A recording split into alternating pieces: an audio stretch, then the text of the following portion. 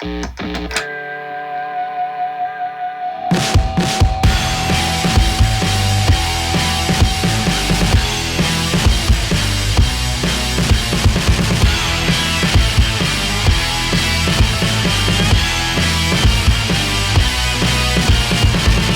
in the tank, got my bags in the back. I got nothing but dreams and I'm okay with that. I never listen when they tell me to stop. I got energy to burn, I love the view from the top, yeah. I gotta keep on moving, I gotta keep on moving, yeah. I gotta keep on moving. My mama always told me that I couldn't sit still. I gotta keep on moving, I gotta keep on moving, moving. I gotta keep on moving. My mama always told me that I couldn't sit still.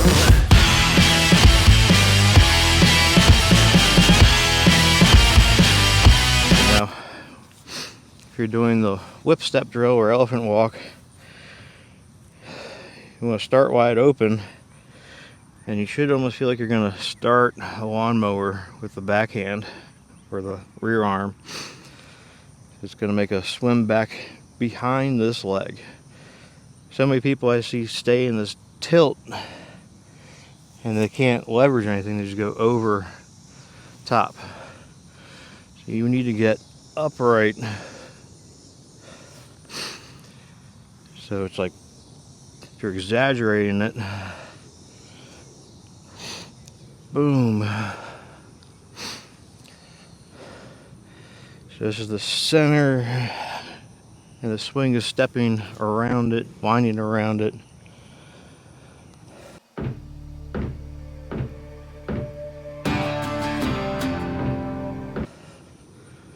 So in the backswing, you should feel like you're going to lift up a garage door and then slam it back down.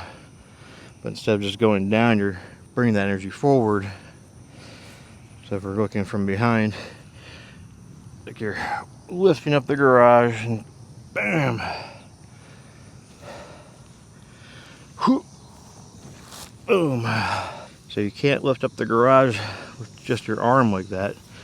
You need to stand up into it, and then you can lift your arms up. You need to elevate the body. You can't stay in this. You have to locomote. Boop. Bob it.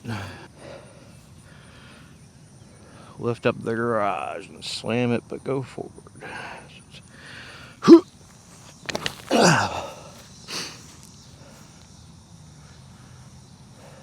So when you're in the inside swing drill and the wall's right here, you need to move your whole body back away from the wall if you're stepping this foot back.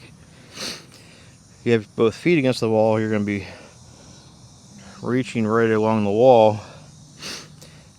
But when you step back, this swing should be more inside the wall. So it's just going straight back behind your shoulder. So this is staying wide and inside. You don't want to keep reaching out this way, and then you're going to end up pulling in instead of actually swinging out. Boom.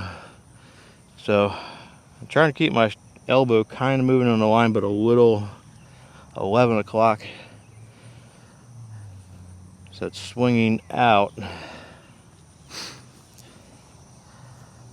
Boom. It's hard to see it from this angle, but you don't want to go reaching over and sticking your butt back like this and folding over your hip. So if you fold over, you're going to stand back up. So it's boom, and then you get the elbow drop and all this. So if you're folding over the hip, boom, instead of coming under sitting into the hip and getting upright. See, there's a little down and up and back down. It's a pump and a rock.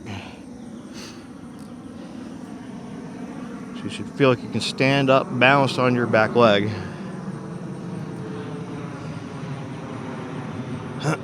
Thanks, Southwest. So I'm balanced on the back foot, and I can step down into it.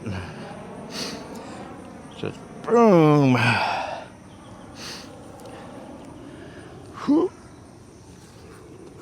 So you shouldn't be keeping your head over this foot because there's no power except just a little bit. So this would be like a one leg drill, but this foot is just swiveling on the toes. I can just pick it up, but on the one leg drill I want my head inside. I don't want to be over the toes, right? Nose just over toes, but not way over toes. So now I can sit a little into this front hip, and I can pump a little bit here. Boom. Boom.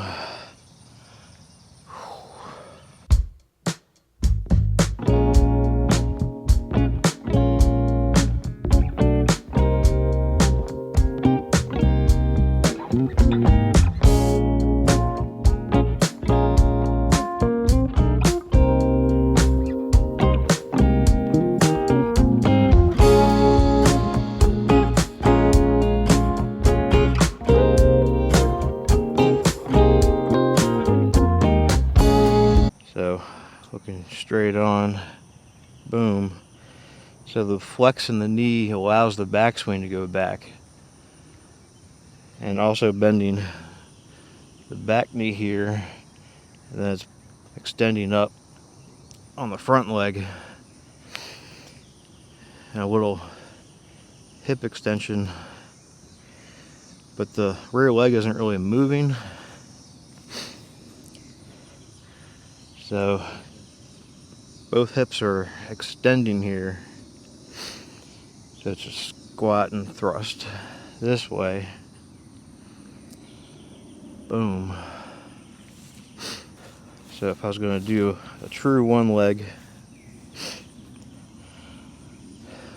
keeping the back foot on the ground, it's just going to swivel on its toes.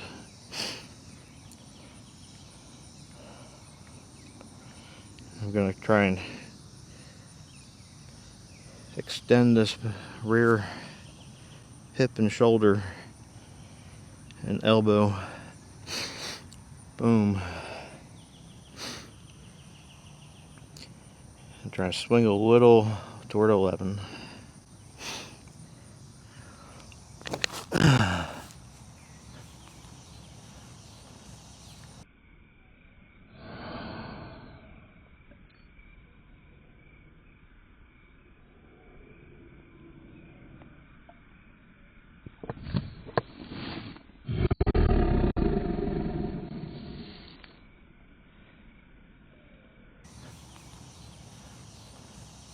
So, in my opinion, this is how you should do the one leg drill. I don't like to keep the leg locked because I feel like that's keeping everything restrained. Whereas you just let it go up and down a little, and you get this nice, easy turn. So it's kind of weird how rotation works. So you're moving your hip back as you're standing up and flexing down, and then you're just rocking it back between the feet.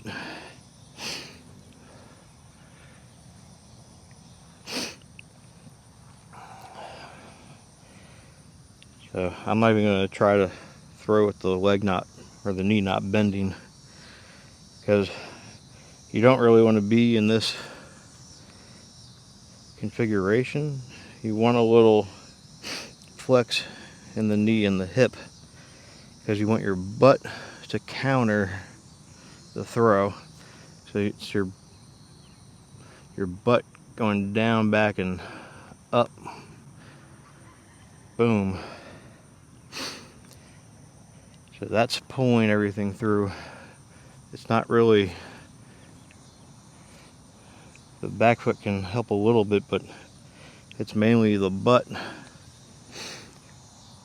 and everything else is leveraging.